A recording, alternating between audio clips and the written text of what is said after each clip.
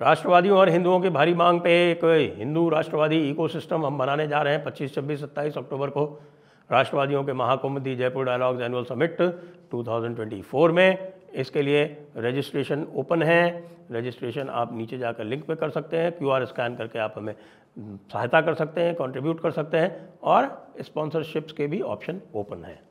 नमस्ते, आप सभी से अनुरोध है कि कृपया हमारी चैनल को सब्सक्राइब करें, हमारे वीडियो को लाइक करें और वीडियो को शेयर भी करें। बड़ा एजेंडा सेट कर दिया है योगी जी ने।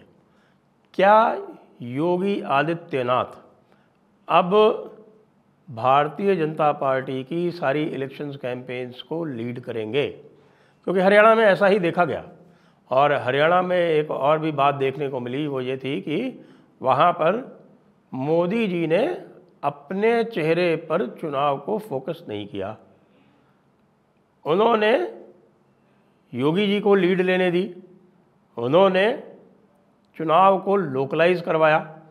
पूरा का पूरा चुनाव जो है वहाँ पर 90 अलग अलग चुनावों की तरह लड़ा गया और जो वहाँ पर स्थितियाँ बनी और जो वहाँ पर जो लोकल कमिटीज़ थीं उनकी इच्छा के अनुसार ही जिनको भी उन्होंने चाहा उनको भेजा गया वहाँ कैंपेन करने के लिए। और इसमें सबसे अधिक डिमांड, जैसा आप जानते हैं, योगी आदित्यनाथ की थी। तो अब योगी आदित्यनाथ ने हरियाणा में किस प्रकार से पूरा चुनाव सेट किया, वो जो एक स्लोगन उन्होंने दिया, बटेंगे तो कटेंगे, वो बटेंगे तो कटेंगे जो है वो पूरी तरह से हम कह सकते हैं कि एक दावानल की तरह, जंगल की आग की तरह, वाइल्ड फायर की तरह उसने पूरे भारत में रेजोनेट किया है। पूरे भारत में उसकी ध्वनि है। पूरे भारत में लोग बटेंगे तो कटेंगे की तर्ज पर लोगों को संदेश दे रहे हैं और उस संदेश को आगे बढ़ा रहे हैं। इसका एक छोटा सा उदाहरण बताता हूँ। कल हमने एक ट्विटर पर एक डिज़ाइन डाली एक टी शर्ट की जो हमारी मर्चेंडाइज चलती है उसमें, और बताया कि भाई ये इस तरह का हम प्लान कर रहे हैं, बटेंगे तो कटेंगे। भाई साहब, आप विश्वास नहीं करेंगे कि बस 2-3 घंटे के अंदर उसकी 1000 इंक्वायरीज आ गई कि नहीं हमें ये चाहिए, बताइए कैसे होगा, क्या होगा।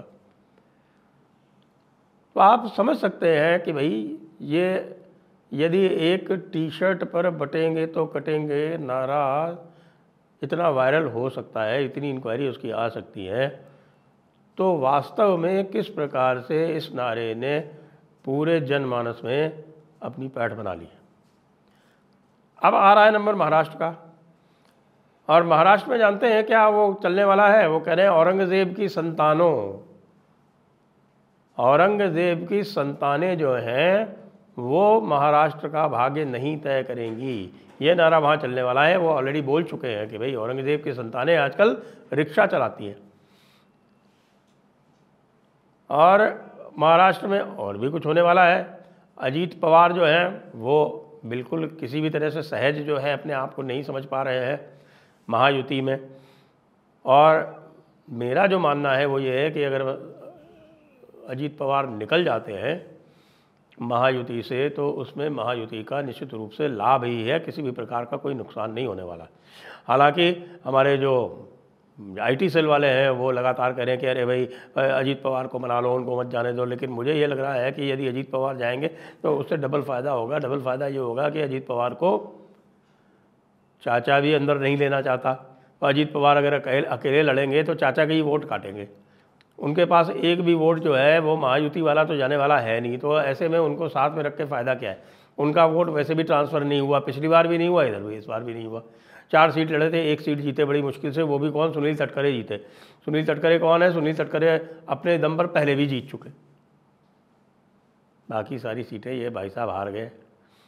और जो इनकी स्वयं की सीट जो बारामती, जो इसमें इन्होंने अपनी पत्नी को लड़ाया था, वो हार गए बुरी तरह से, 1 लाख वोट से ऊपर से। तो ऐसे में जो मैसेजिंग चलने वाली है वो वही चलेगी जो हरियाणा में चली थी। जो काम होने वाला है वो उसी तर्ज पर होगा जैसा कि हरियाणा में चला था। हरियाणा में इसको लोकलाइज किया गया, यहाँ भी इसको लोकलाइज किया जाए। बहुत सारे इश्यूज़ हैं। पिछली बार महाराष्ट्र में देखा हमने कि जो ओबीसी ब्लॉक था वो एक तरह से डेजर्ट कर गया भारतीय जनता पार्टी को, और वो इसलिए क्योंकि ये रिजर्वेशन के इशू पर इधर से उधर, उधर से इधर फ्लिप फ्लॉप करती रही और कोई इसने क्लियर पॉलिसी नहीं दी। हालांकि वो ऐसा इशू है जिस पर कोई क्लियर पॉलिसी दी भी नहीं जा सकती, और अब शरद पवार भी कोई क्लियर पॉलिसी नहीं दे रहे हैं। तो जब शरद पवार क्लियर पॉलिसी नहीं दे रहे हैं तो आपका जो मामला था वो सेट हो सकता है, और जो कुछ गुस्सा था वो निकल चुका है, ऐसा मुझे लगता है। योगी जी क्या करेंगे महाराष्ट्र में? भाई एक बात और बता दूं आपको कि योगी जी की जो फॉलोइंग है वो केवल हिंदी भाषी प्रदेशों में नहीं है। हिंदी भाषी प्रदेशों के अतिरिक्त भी बहुत सारे प्रदेशों में उनको बहुत अच्छी तरह से सुना जाता है, समझा जाता है। सबसे अधिक भीड़ उनके यहाँ आती है, और जो ये नाथ संप्रदाय है, इस नाथ संप्रदाय के अनुयायी जो हैं वो स्थान स्थान पर महाराष्ट्र में भी हैं। और भक्ति मार्गियों में आप आश्चर्य करेंगे, भक्ति मार्गियों में जो पंढरपुर इत्यादि के जो भक्ति मार्गी हैं वो उनमें तो और भी अधिक है, विदर्भ में बहुत अधिक है। तो योगी जी की जो आपकी कैंपेन होने वाली है वही महाराष्ट्र में भी काम करेगी। और झारखंड की तो बात ही नहीं करनी। वो झारखंड में तो भाई सभी लोग कहते हैं कि यार हमारे यहाँ भी कोई योगी जैसा आ जाता, लेकिन इस बार चूँकि बाबूलाल मरांडी को आगे किया जा रहा है तो बाबूलाल मरांडी को यदि घोषित कर दें ये कि साहब ये हमारे मुख्यमंत्री का कैंडिडेट है, तो उससे लाभ होगा, उससे किसी भी प्रकार की कोई हानि होने की आशंका नहीं है। बाकी सबको देख चुके हैं लोग, अर्जुन मुंडा को देख चुके हैं, रघुवर दास को देख चुके हैं। रघुवर दास जैसा तो नकारा प्रधान मुख्यमंत्री कोई हुआ ही नहीं। अब आ जाते हैं, देखते हैं साहब उत्तर प्रदेश में क्या होने वाला है। उत्तर प्रदेश में 10 उपचुनाव होने हैं, और 10 उपचुनावों में अखिलेश यादव ने पूरी तरह से कांग्रेस को नकार दिया है। उन्होंने जो 10 विधानसभा क्षेत्र थे उनमें से 6 विधानसभा क्षेत्रों पर बिना कांग्रेस से कंसल्ट किए हुए अपने कैंडिडेट डिक्लेयर कर दिए, और जो 4 अभी नहीं किए हैं वहाँ कांग्रेस का कोई चांस भी नहीं है, वो कांग्रेस का होगा भी नहीं। भाई खैर है हाथरस में, मीरापुर है, और गाज़ियाबाद है, और एक कुंदरकी है। कुंदरकी कौन सी है? वो आपकी संभल वाली सीट। तो वो संभल मुरादाबाद की कुंदरकी सीट में तो उसमें तो और कोई क्या हो सकता है? वहाँ तो समाजवादी पार्टी का ही वहाँ पे कैंडिडेट लड़ेगा। अच्छा खैर मीरापुर गाज़ियाबाद में आप किसी को भी दे दो, वहाँ जीतनी तो बीजेपी ही है, और मुझे नहीं लगता कि खैर में भी मिलने वाले हो सकता कह दे कि साहब गाज़ियाबाद में लड़वा लो। कांग्रेस को गाज़ियाबाद का ऑफर दिया जा सकता है, गाज़ियाबाद में लड़ लो, क्योंकि वहाँ एक पक्का है, 100% पक्का है कि साहब वहाँ भारतीय जनता पार्टी जीत रही। बाकी जिन पे 6 पे डिक्लेयर किया है बताइए, उसमें फूलपुर में और सीसामऊ में मुसलमान कैंडिडेट दे दिया इन्होंने। इसका अर्थ ये हुआ कि फूलपुर में मुसलमान कैंडिडेट देने का मतलब ये हुआ कि भाई मुसलमानों ने भी अब संभवतः अखिलेश यादव को कह दिया है कि पिछली बार जो आपने किया कि 80 में से केवल 4 मुसलमान कैंडिडेट दिए, वो इस बार नहीं चलेगा, आपको हमें मुसलमानों को कैंडिडेट देना पड़ेगा। तो उन्होंने फूलपुर में मुसलमान कैंडिडेट दे के काम आसान कर दिया है भारतीय जनता पार्टी का, क्योंकि वहाँ ध्रुवीकरण होना फिर निश्चित रूप से स्वाभाविक है। फूलपुर कॉन्स्टिट्यूंसी जो है वो मुख्य रूप से वहाँ पर जो जातियाँ हैं वो ओबीसी जातियाँ हैं, और वो ओबीसी जातियाँ यदि कोई कुर्मी या मौर्य कैंडिडेट होता तो उनका ध्रुवीकरण हो सकता था। अब सारे के सारे जो है वो भारतीय जनता पार्टी के खाते में आ गए, तो ये तो उन्होंने पूरी जो है कॉन्स्टिट्यूंसी वो दे दी गिफ्ट में। जो सबसे तगड़ी कॉन्स्टिट्यूंसी लड़ाई होने वाली है वो दोनों वो सीटें हैं जिसका दायित्व तो स्वयं योगी आदित्यनाथ ने लिया है, यानी कि मिल्कीपुर जो कि अयोध्या ज़िले में है, और उसके बगल में कटहरी जो कि अकबरपुर ज़िले में है। ये दोनों सीटें बहुत समय से भारतीय जनता पार्टी नहीं जीत पा रही है, लेकिन दायित्व जब योगी आदित्यनाथ लेते हैं तो वो कठिन दायित्व ही लेते हैं।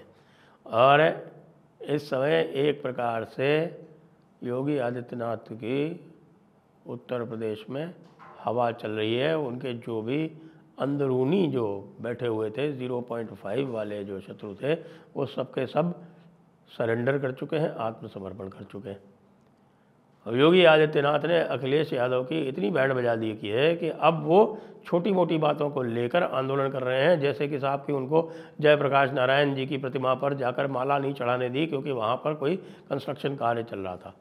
अब वो आवश्यक था या अनावश्यक था, लेकिन मुझे लगता है कि अब योगी आदित्यनाथ इस स्थिति में आ चुके हैं और इतना अपने आप को सहज अनुभव कर रहे हैं कि वो अखिलेश यादव को कदम कदम पर चिढ़ा रहे हैं। हे अखिलेश बाबू, तुम्हारी जो औकात हो वो कर लो, हम तो तुमको हर कदम पर बाधित करेंगे, लो आओ। तो ये जो योगी आदित्यनाथ वाली जो ये राजनीति है वो इस समय लोगों को बड़ी पसंद आ रही है। वो पसंद इसलिए भी आ रही है क्योंकि समाजवादी पार्टी के तेवरों से मुस्लिम बहुत उग्र हो रखा है उत्तर भारत में। तो जब मुस्लिम उग्र होता है तो प्रतिक्रिया तो स्वाभाविक है, और प्रतिक्रिया में सबसे अच्छा संवाद कौन बोलता है और सबसे अच्छा कार्य, सबसे अच्छा क्रियान्वयन कौन करता है? योगी आदित्यनाथ। इसलिए भाई योगी आदित्यनाथ ब्रांड की पॉलिटिक्स की इस समय डिमांड है, और इस डिमांड को भारतीय जनता पार्टी भी समझ रही है। इसीलिए उन्होंने इसका डिप्लॉयमेंट बड़े ही इफ़ेक्टिवली हरियाणा में किया और उसका परिणाम भी उन्हें मिला। तो आगे आगे देखिए होता है क्या। जय हिंद, जय भारत, वंदे मातरम।